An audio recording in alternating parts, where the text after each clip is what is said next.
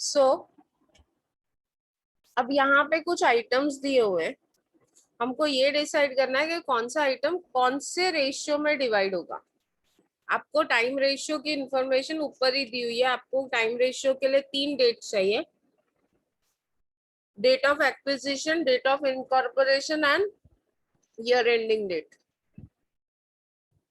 तो वो तीनों डेट्स आपको दी हुई है, इससे आप टाइम रेशियो निकालोगे। अभी हम लोग एक बार देख लेते हैं और कौन कौन सा इंफॉर्मेशन दिया हुआ है। रेंट से रिलेटेड इंफॉर्मेशन है, डिप्रिसिएशन से रिलेटेड इंफॉर्मेशन है, पीसी सेटल्ड ऑन। ये तीनों ही नई टाइप की एडजस्टमेंट्स है जो आपने कभी नहीं किए। सैलरीज से रिलेटेड कोई एडजस्टमेंट नहीं है, तो salaries will be divided on the basis of time ratio. Salaries will be divided on the basis of time ratio. Rent and taxes, adjustment number 5. Printing and stationery, time ratio. Audit fees के लिए बोला है payable for the whole year. ये information है जिसका मतलब ये है कि ऑडिट फीस पूरे साल का, तो उसको टाइम रेशियो में डिवाइड करो। Sundry expenses, nothing is mentioned,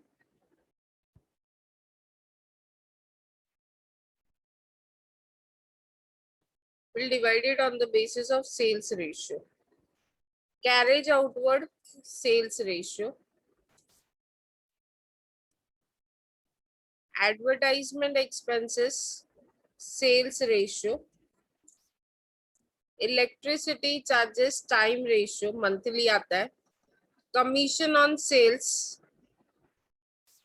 sales ratio. Debenture interest is specifically related to post. Debenture interest company से related है. Anything that relates to company will go in post.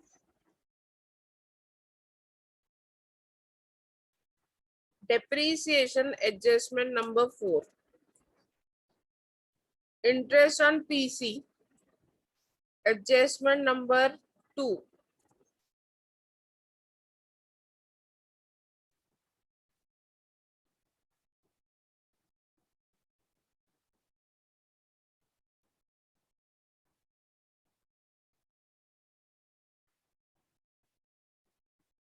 Net profit को हमको कुछ नहीं करना है, ये हमारा फाइनल बैलेंस यही आने वाला है 3 lakh.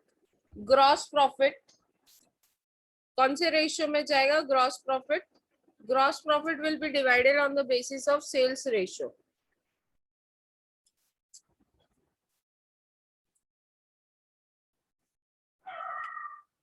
Gross profit will be divided on the basis of sales ratio. Share transfer fee receive, by है मतलब ये रिसीव्ड है, इनकम है। शेयर्स कौन इश्यू करता है? कंपनी। तो ट्रांसफर फी किसको मिली है? कंपनी को। Anything that is received by company,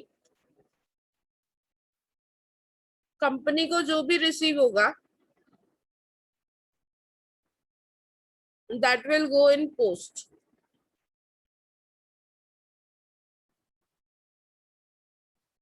First adjustment, sales for each of the months of July, August, September, January, February and March were twice the sales of for each month April, May, June, October, November, December. मतलब अप्रैल, मई, जून, अक्टूबर, नवंबर, दिसंबर का जो भी sales है, जुलाई, अगस्त, सितंबर, जनवरी, फरवरी और मार्च का सेल्स ट्वाइस है। So this is sales ratio जो हमने कल किया था। Hindustan limited settled PC on 1st January 2019.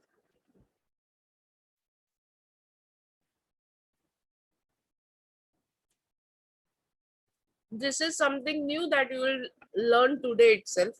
हमने कभी किया नहीं है।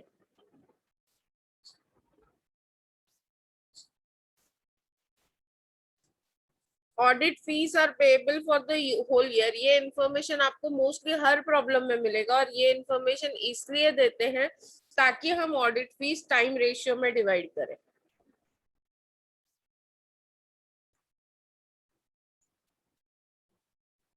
Depreciation includes rupees 6,000 for the asset acquired in the post incorporation period. Explain करती हूँ अभी ये मैं करते हुए. ओके, सो चलो लेट्स स्टार्ट.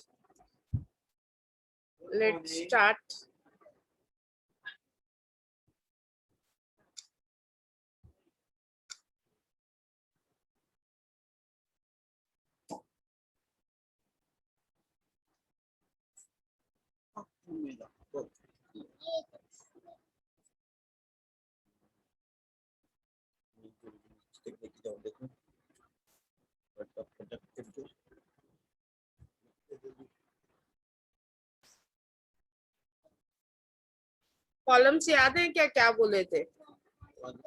जल्दी पानी पानी जल्दी. पर्टिकुलर्स, अरे नहीं बेसिस, नीचे जाना है इधर. प्री इनकॉर्पोरेशन पीरियड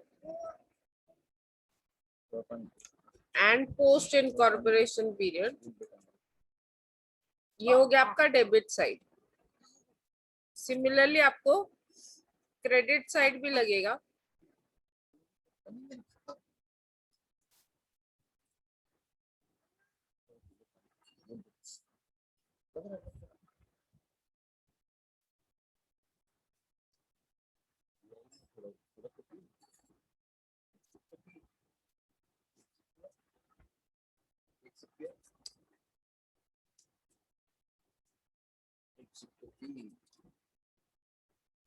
तो पार्टी की जाती है मालूम है.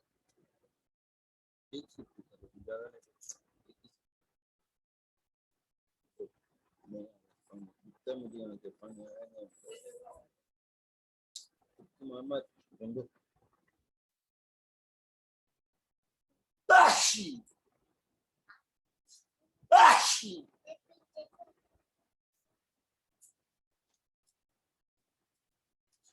Bashi!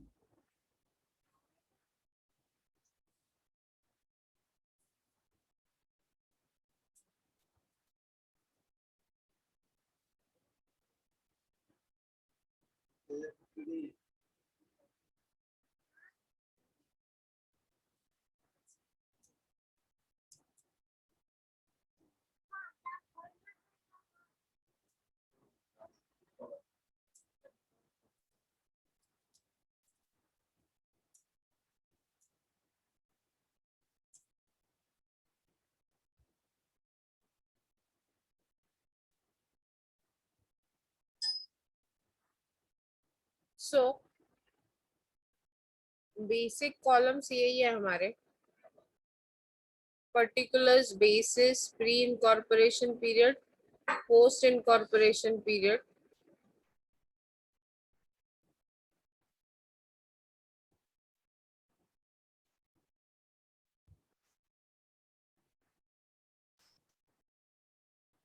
जैसे ही प्रॉब्लम हमको दिखता है ना, सबसे पहले चीज हमको करनी चाहिए, we should calculate time ratio.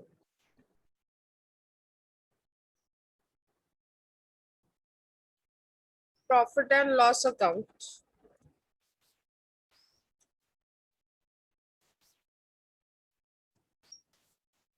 For the year ended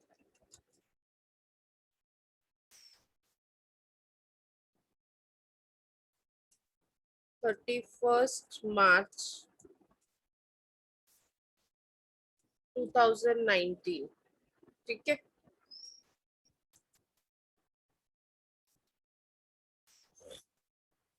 first problem है, ध्यान से देखो, और बहुत सारे नए पॉइंट्स है आप लोगों के लिए आज सीखने के लिए. So please pay attention, proper attention.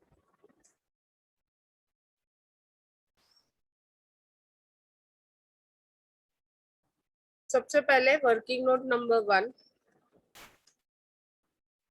Calculation of time ratio.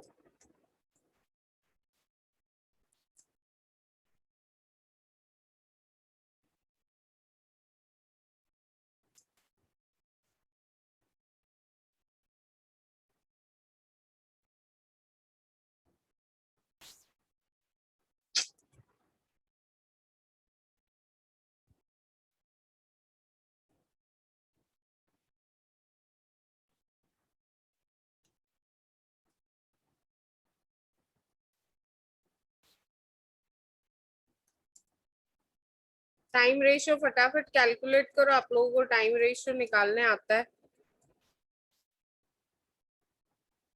Date of acquisition, you need 3 dates: date of acquisition, date of incorporation, and year ending date.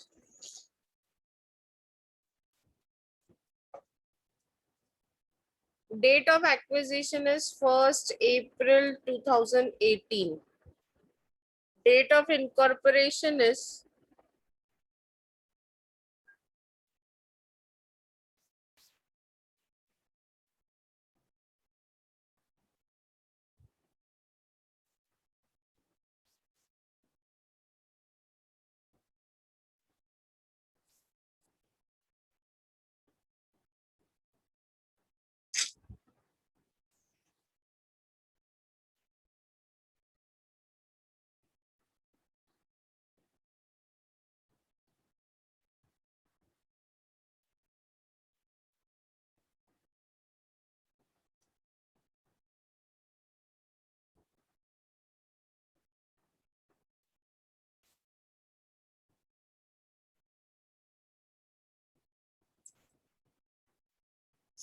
so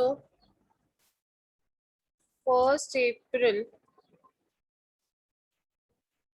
2018, date of acquisition. Date of incorporation क्या था? Date of incorporation was 1st November 2018. 1st November 2018.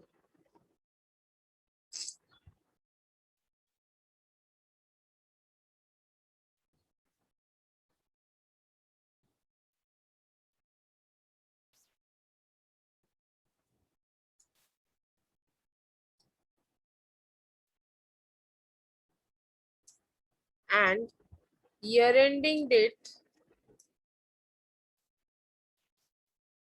is 31st March 2019. Let us calculate how many months. Calculate करो अप्रैल से नवंबर तक कितने months होते हैं. Calculate number of months from April till October, क्योंकि 1st नवंबर को तो इनकॉर्पोरेशन हो गया. अप्रैल, मई, जून, जुलाई, अगस्त, सितंबर, अक्टूबर, कितने मंथ हुए?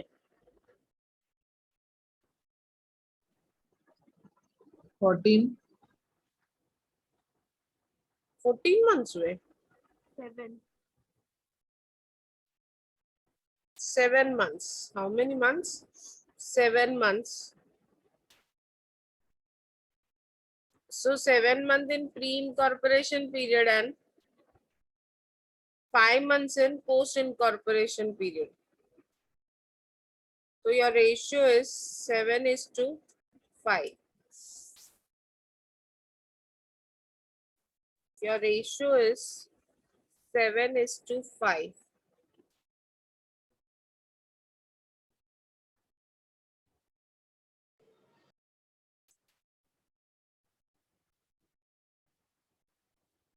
करेक्ट है? Everyone got it? सबको आया 7:5? सो ये तो हो गया टाइम रेशियो.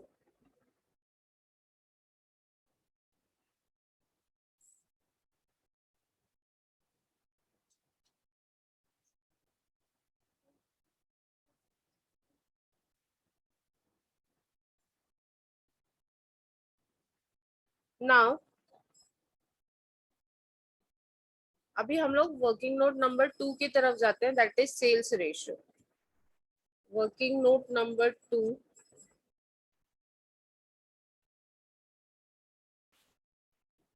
Sales ratio.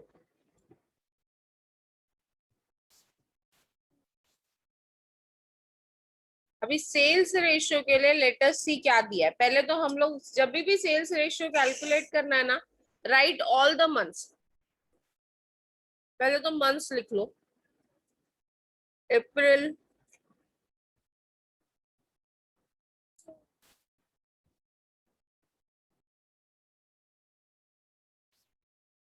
अप्रैल, मई, जून, जुलाई, अगस्त,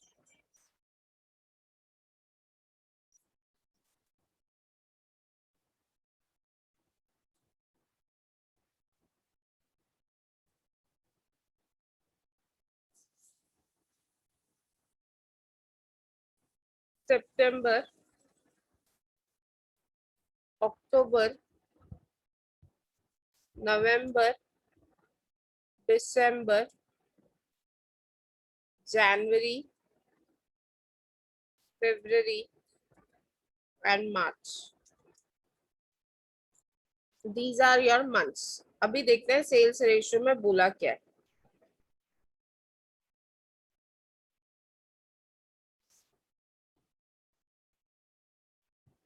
Sales for the month of July, August, September, January, February and March. July, August, September, yes, January, February and March.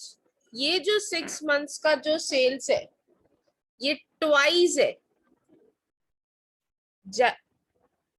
Sales for each of the month of July, August, September, January, February and March were twice. किसका double है? Sales for the month of April, May, June, October, November, December. मतलब अप्रैल, मई और जून में जो भी sales रहेगा, जुलाई, अगस्त, सितंबर, जनवरी, फरवरी और मार्च में उसका डबल रहेगा। ये जो अनहाइलाइटेड मंथ्स है उसमें आप जो भी सेल्स लोगे उसका ट्वाइस आपको लेना है ये हाइलाइटेड मंथ में, दैट इज जुलाई, अगस्त, सितंबर, जनवरी, फरवरी and March. You can assume any figure, आप बोलो क्या लेना है। Put it on the chat box.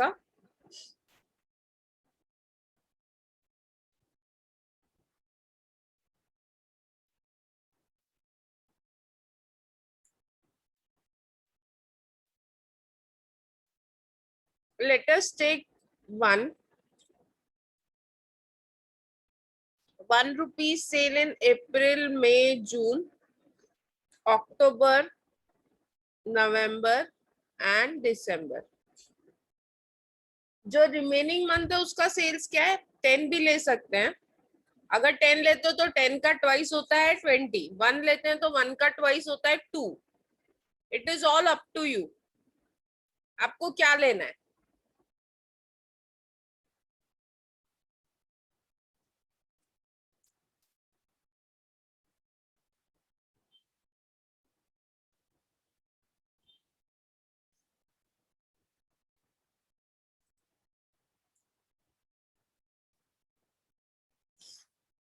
सो मैंने सेल्स लिख दिया, कौन से मंथ में कितना सेल्स है मैंने लिख दिया, ठीक है।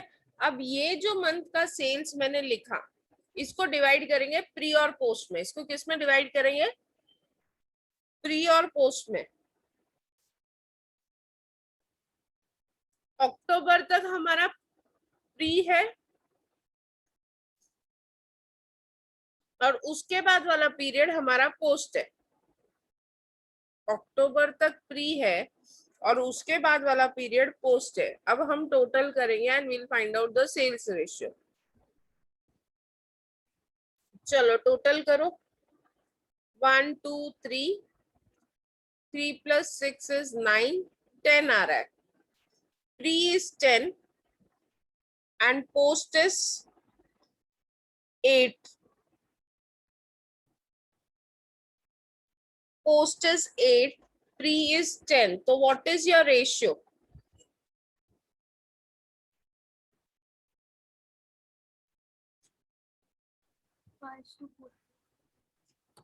Your ratio is 5:4. तो सेल्स रेशियो भी आ गया हमको 5:4।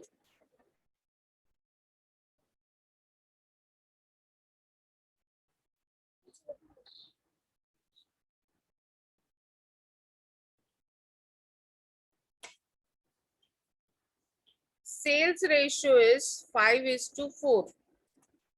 करेक्ट है? समझ में आया आप लोगों को? समझा?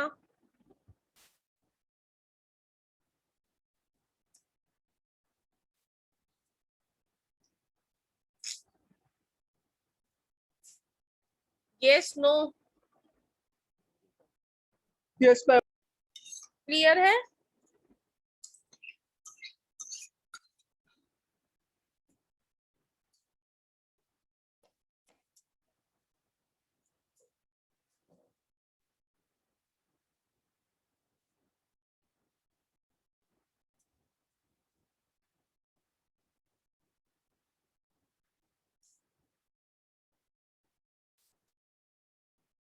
सो सेल्स रेशियो भी आ गया। अभी नेक्स्ट एडजस्टमेंट देखते हैं।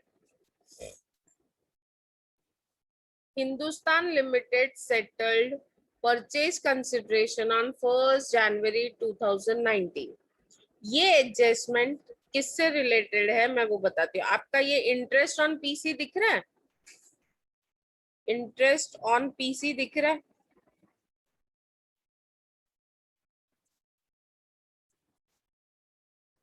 मैं हाईलाइट कर रही हूँ, देखो ये नया एडजस्टमेंट है, मैंने कभी इसके बारे में बात भी नहीं किया। Interest on PC, interest on PC जो एडजस्टमेंट होती है, ये एडजस्टमेंट के लिए आपको हमेशा स्पेसिफिक टाइम रेशियो निकालना है। स्पेसिफिक टाइम रेशियो मतलब क्या होता है? देखो, कंपनी किसी से बिजनेस परचेज कर रही है, परचेज कर रही है तो कुछ तो पैसा देगी। बिजनेस परचेज कर रही है तो इट विल पे अमाउंट। जो अमाउंट वो पे करती है फॉर परचेज ऑफ बिजनेस उसको बोलते हैं पीसी, परचेज कंसिडरेशन। आप लोगों ने अमालगमेशन में देखा था, एक फर्म दूसरे फर्म को परचेज करता है तो उसके बदले में क्या देता है? पीसी देता है, परचेज कंसिडरेशन। फ्री में तो कोई अपना बिजनेस किसी को देगा नहीं ना। अब कंपनी फॉर्म होने के बाद कंपनी वो पीसी सेटल करती है फ्यूचर डेट पे। जैसे यहाँ पे 1 जनवरी को सेटल किया, तो from 1 April to 1 January company ने इंटरेस्ट पे किया वो पीसी पे। एक्चुअली 1 अप्रैल को ही परचेज कंसिडरेशन सेटल हो जाना चाहिए था, सेटल नहीं हुआ। इसके लिए कंपनी ने क्या दिया? वेंडर फर्म को इंटरेस्ट दिया। तो वो इंटरेस्ट कब तक पे हुआ है? 1 जनवरी तक। पूरे साल का इंटरेस्ट नहीं। अगर पूरे साल का इंटरेस्ट होता तो हम टाइम रेशियो में डिवाइड करते थे, क्योंकि time ratio is about whole year. But यहाँ पे इंटरेस्ट ऑन पीसी कब सेटल हुआ है? 1 जनवरी 2019 को। So whenever there is interest on PC, this is your working note number 3। Interest on PC के लिए we need to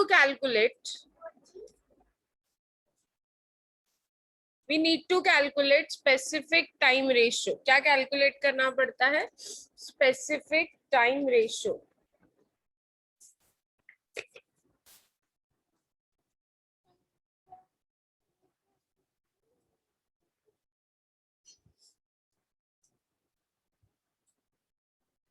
calculate specific time ratio. अभी ये स्पेसिफिक टाइम रेशियो तब कैलकुलेट होता है जब आप कोई पेमेंट पूरे साल के लिए नहीं करते हो, पार्ट ऑफ द ईयर के लिए करते हो। Interest is based on time.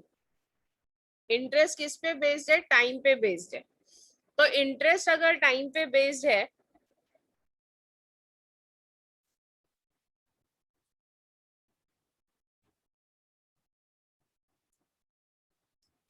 तो उसको टाइम रेशियो में डिवाइड करना, we know that much, we need to divide on time ratio, correct. अभी टाइम रेशियो क्योंकि पूरा साल नहीं है इसलिए हम क्या कैलकुलेट करेंगे? Specific time ratio. उसके लिए हमको 3 डेट चाहिए: date of acquisition, date of incorporation and date of settlement of PC. कौन सी डेट चाहिए?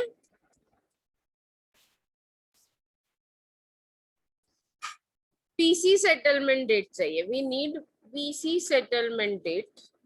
अभी डेट ऑफ एक्विजिशन हम सबको मालूम है 1 अप्रैल 2018। हमको डेट ऑफ इनकॉर्पोरेशन भी मालूम है 1 नवंबर 2018। And date of settlement of PC यहाँ पे दिया, देखो PC was settled on 1st January 2019, 1st January 2019। अभी कितने मंथ्स प्री के? अप्रैल, मई, जून, जुलाई, अगस्त, सितंबर, अक्टूबर। अक्टूबर तक प्री पीरियड है, मतलब 7 मंथ्स। हमारा प्री पीरियड कभी भी चेंज नहीं होगा, पहले भी 7 था, अभी भी 7 ही आएगा। अभी post incorporation November and December, January count नहीं होगा because it is 1st January। Vaishnavi, आपका रेशियो पूरा गलत आया। देखो प्री में पहले भी 7 मंथ्स थे, अब भी 7 मंथ्स है। Number of months in pre incorporation can never change. आपने जब टाइम रेशियो निकाला तो प्री में कितने मंथ्स है? 1st April से 1st November, 7 मंथ्स। अभी भी उतना ही है। अब खाली इतना है कि पोस्ट पीरियड में सिर्फ नवंबर और दिसंबर है, क्योंकि 1st January को अगर आप इंटरेस्ट सेटल कर रहे हो तो 1st January मंथ का थोड़ी इंटरेस्ट दोगे। अगर 1st January को आप पेमेंट कर रहे हो तो आप इंटरेस्ट दिसंबर तक का ही दोगे ना, कि जनवरी का भी इंटरेस्ट दोगे। So ratio is 7:2। Interest on PC का रेशियो क्या है? 7:2। Is it clear for everyone? If yes, put it on the chat box. If no, put no on the chat box.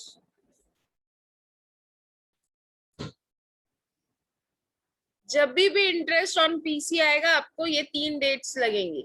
उसके लिए आपको स्पेसिफिक टाइम रेशियो चाहिए। Specific time ratio में पहला date same है, सेकेंड डेट सेम है, third date is settlement of PC. If any doubt please ask.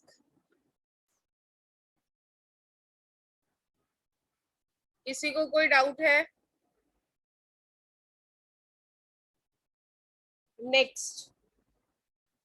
Next adjustment. Her adjustment के लिए एक वर्किंग नोट बनने ही वाला है। Depreciation includes 6,000। Depreciation includes 6,000 for the asset acquired in the post incorporation period.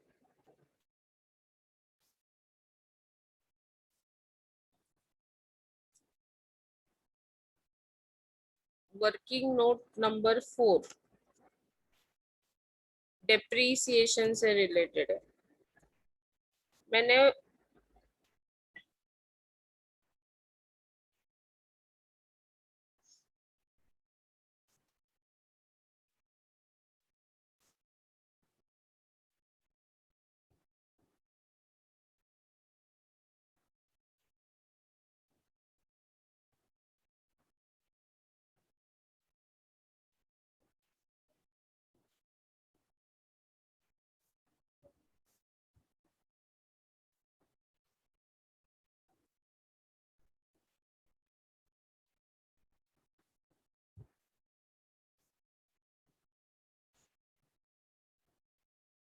depreciation का amount कितना है? Let us check that. What is the amount of depreciation in the problem? Depreciation का amount है 42,000. Depreciation is 42,000. अभी आप मुझे एक बात बोलो, 6,000 डेप्रीसिएशन जो है वो उस एसेट का है जिसको हमने पोस्ट इनकॉर्पोरेशन पीरियड में परचेज किया। मतलब ये डेप्रीसिएशन कहाँ जाना चाहिए? 42,000 में से 6,000 depreciation is for asset acquired in the post incorporation period। मतलब ये जो डेप्रीसिएशन है this should go in post incorporation, yes or no?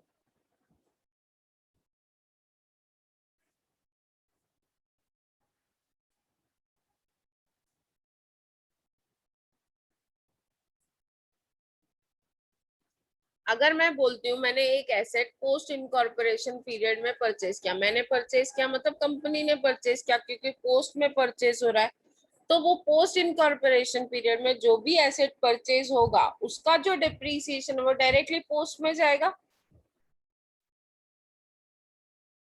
Yes और नो?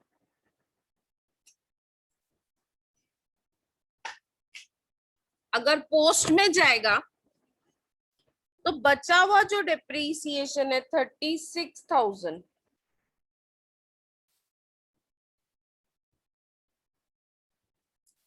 ये डिप्रीसिएशन कहाँ जाएगा? ये डिप्रीसिएशन कहाँ जाएगा? 6,000 तो मैंने पोस्ट इनकॉर्पोरेशन में ले लिया। What about remaining 36,000? ये ना 6,000 का 7,000 कर दो, मेक इट 7,000। नहीं तो रहने दो, 6 ही रहने दो। बचा 36,000। ये जो 36,000 डिप्रीसिएशन है ये कौन से पीरियड के लिए है और कौन से एसेट के लिए है? For which asset and for which period?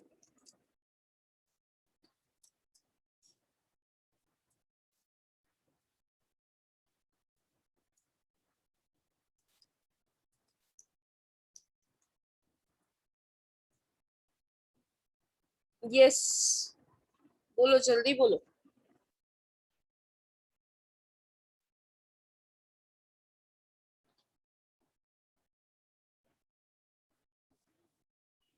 Yes, I am waiting for your answer. Actually मेरा टीवाई में भी लेक्चर है, तो जल्दी बोलो।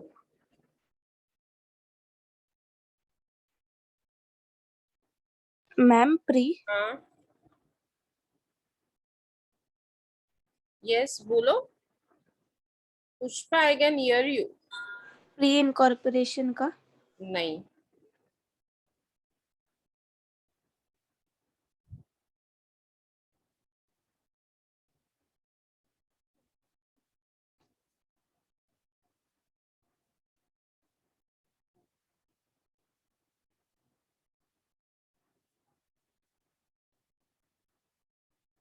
Yes anyone?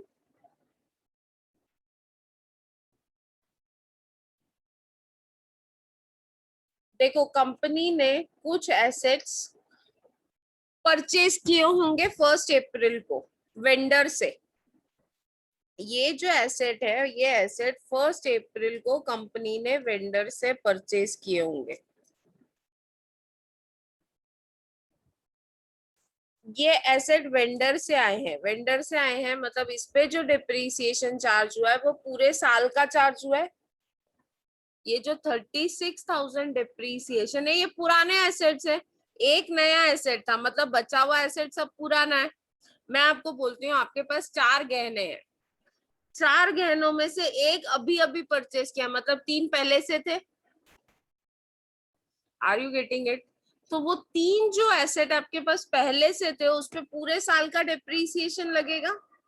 मतलब ये जो 36,000 है ये जो डिप्रीसिएशन है ये फुल ईयर का है। It is for full year and it will be divided in the on the basis, it will be divided into pre and post in time ratio, क्योंकि पूरे साल का है तो टाइम रेशियो में जाना चाहिए। Depreciation is always charge monthly, so it should be divided on the basis of time ratio.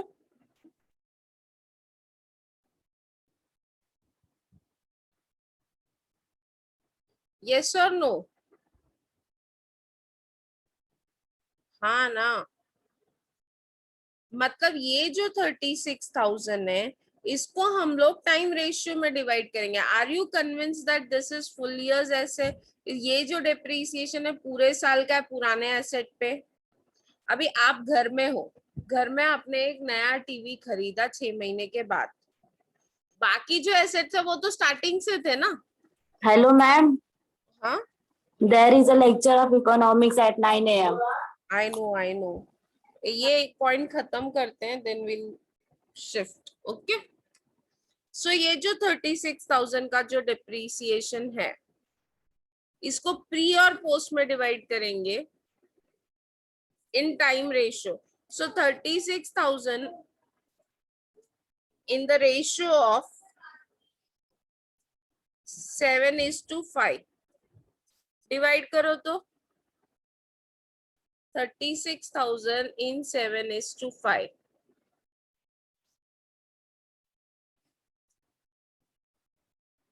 That is 36,000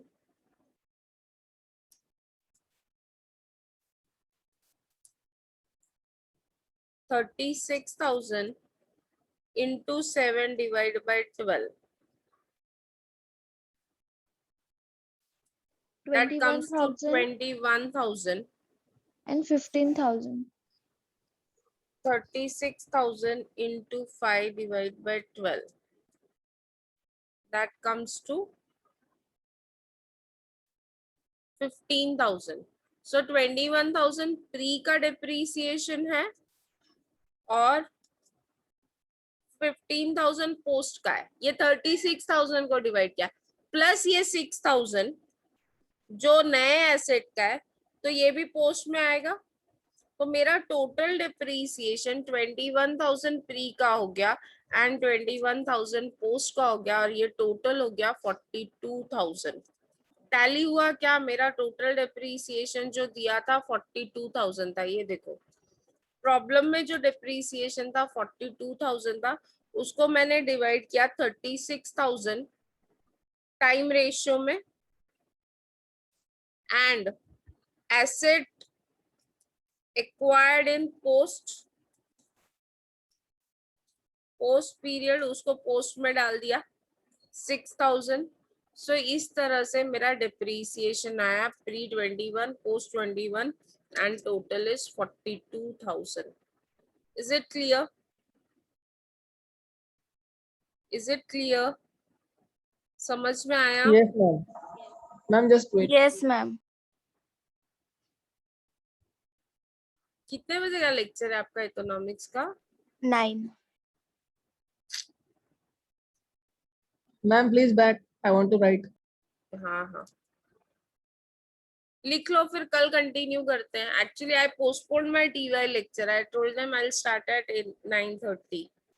I forgot कि आपका भी लेक्चर रहेगा. चलो ठीक है.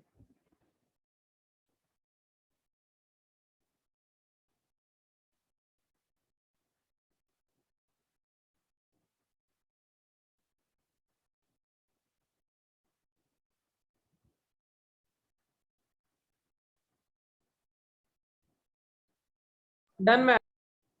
डन. Yes. चलो then, will you be able to complete this? Complete तो मत करो, टुमारो विल कंटिन्यू. ओके, चलो I am ending the lecture.